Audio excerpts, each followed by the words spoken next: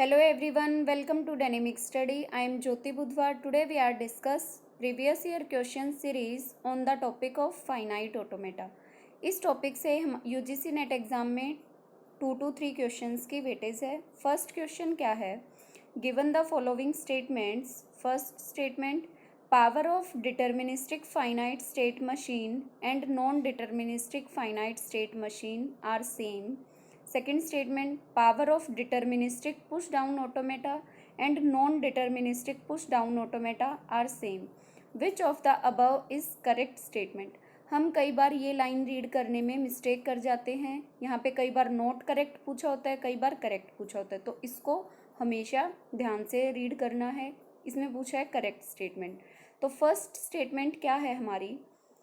Deterministic finite automata यानी कि DFA and NFA non deterministic finite automata, इन दोनों की पावर सेम है. So this statement is correct.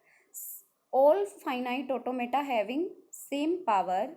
Second statement, power of deterministic push down automata and non deterministic push down automata are same.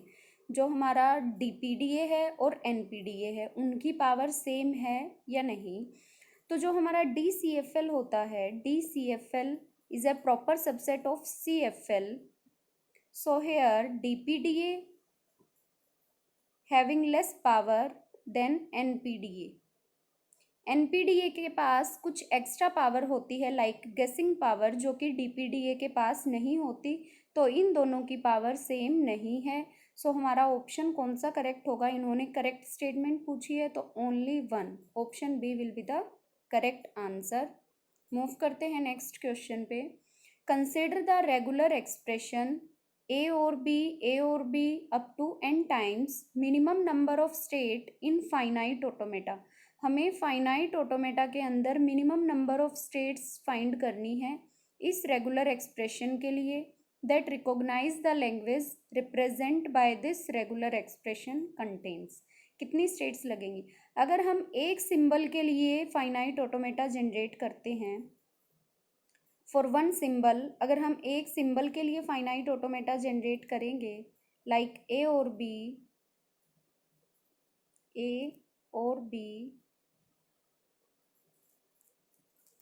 तो हमारे पास 2 states लगेंगी.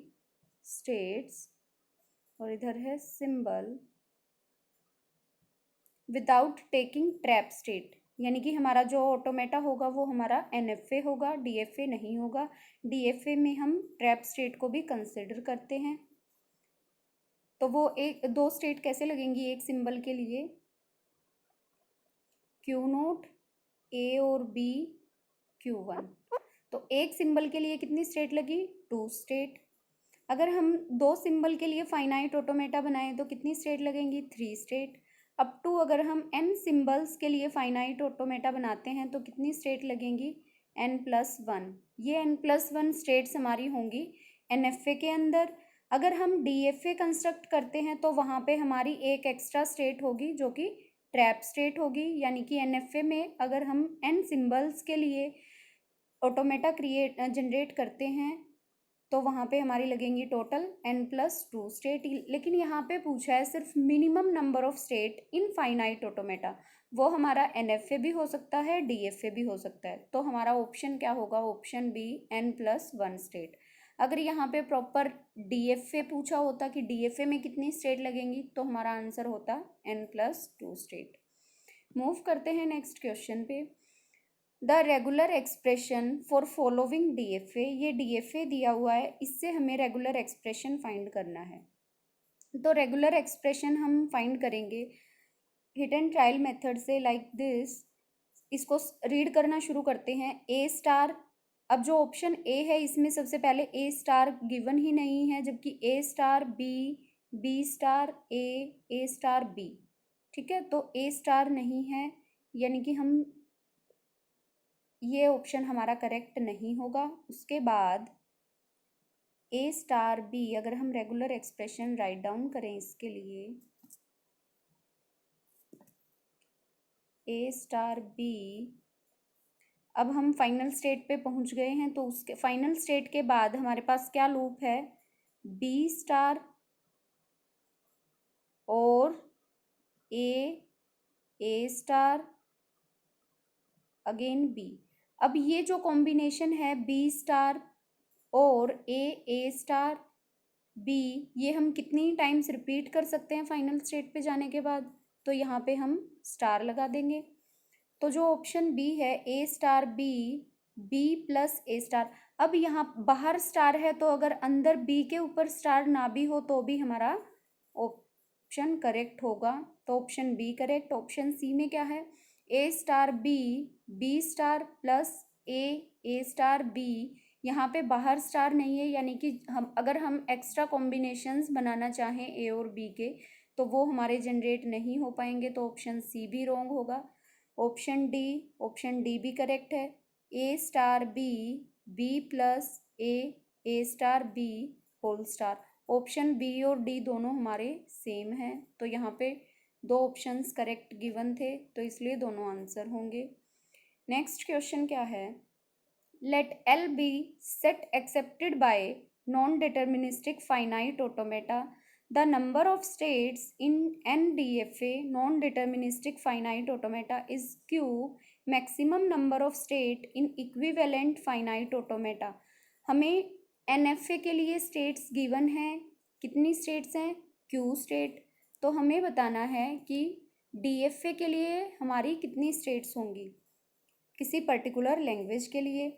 तो अगर हमारे NFA में n स्टेट्स लगती हैं, तो अगर हम उसको कन्वर्ट करते हैं DFA के अंदर, NFA को जब हम कन्वर्ट करते हैं इक्विवेलेंट DFA में बाय सबसेट कंस्ट्रक्शन, तो अगर हमारे NFA में n स्टेट होती हैं तो DFA में वर्स्ट केस में 2n स्टेट्स में हमारा इक्विवेलेंट DFA कंस्ट्रक्ट हो जाता है। तो यहाँ पे n की वैल्यू क्या दी हुई है? नॉन NFA के अंदर n की वैल्यू क्या है?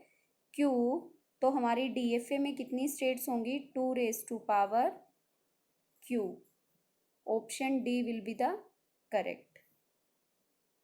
ठीक है, आई थिंक ये क्लियर हो गया होगा। The minimum number of state of non-deterministic finite automata which accept the language, ये हमें प्रॉपर लैंग्वेज दी हुई है, उससे हमें बताना है कि कितनी मिनिमम नंबर ऑफ स्टेट लगेंगी NDFA के लिए, यानी कि NFA के लिए, नॉन डिटर्मिनिस्टिक फाइनाइट ऑटोमेटा। अब यहाँ से हमारे पास मिनिमम क्या कंस्ट्रक्ट होगा? A, क्योंकि B की पावर n है और n greater than equal to 0, ABA union AB। इसको हमने एक्सप्लेन किया हुआ है।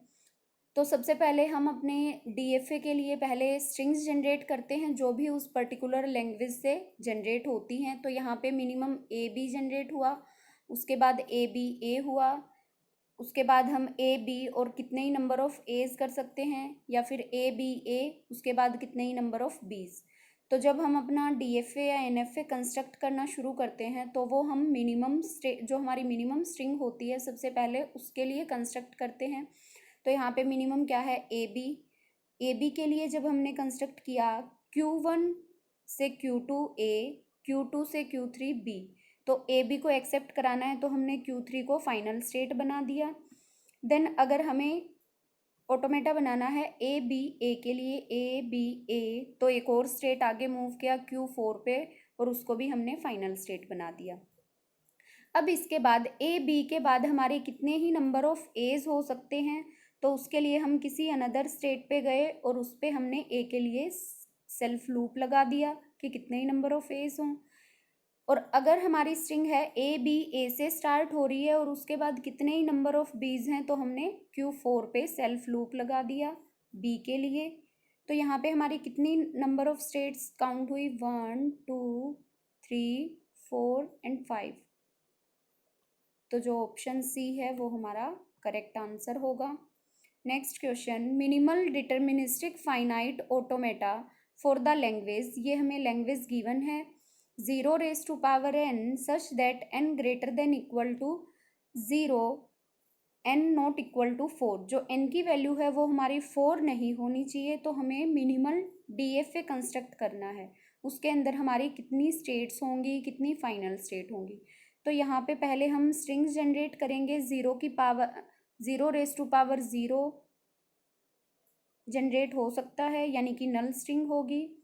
0 raise to power 1, 0 raise to power 2, 0 raise to power 3, लेकिन 0 की power n not equal to 4, यानी कि 0 की पावर 4 नहीं होगा। तो जो हमें एक्सेप्ट नहीं कराना होता, हम अपने ऑटोमेटा में उस स्टेट को फाइनल स्टेट नहीं बनाते, बाकी उसको हम नॉन फाइनल छोड़ देते। तो अगर हम इसके लिए DFA कंस्ट्रक्ट करना शुरू करें, क्यू नोट को हम फाइनल स्टेट बनाएंगे, क्योंकि हमारी इनिशियल स्टेट फाइनल स्टेट जब बनाते हैं तो हमारी नल स्ट्रिंग एक्सेप्ट होती है। उसके बाद 0 सिंगल 0 के लिए Q1 इसको भी फाइनल स्टेट बना दिया। उसके बाद फिर से 0, Q2 को भी फाइनल स्टेट बना दिया। देन Q3 को भी फाइनल स्टेट बना दिया। और उसके बाद 0 की पावर 4, यानी कि Q4 को हम नॉन फाइनल स्टेट रखेंगे, इसको हमें एक्सेप्ट नहीं कराना। देन Q5 को हम फाइनल स्टेट बनाएंगे। और उसके बाद हमारी कितनी नंबर ऑफ ज़ीरोज़ आए वो हमारी एक्सेप्ट होनी चाहिए, तो हम यहाँ पे 0 के लिए सेल्फ लूप लगा देंगे। तो यहाँ पे टोटल कितनी नंबर ऑफ स्टेट्स हुई? 1 2 3 4 5 6, जिनमें से हमारी 1 2 3 4 5 हमारी फाइनल स्टेट है और 1 हमारी नॉन फाइनल स्टेट है। तो जो ऑप्शन डी है, 5 final state among 6 states, option D will be the correct answer for this question. Thank you so much guys for watching this video को लाइक एंड शेयर करना ना भूलें। All the best for your future.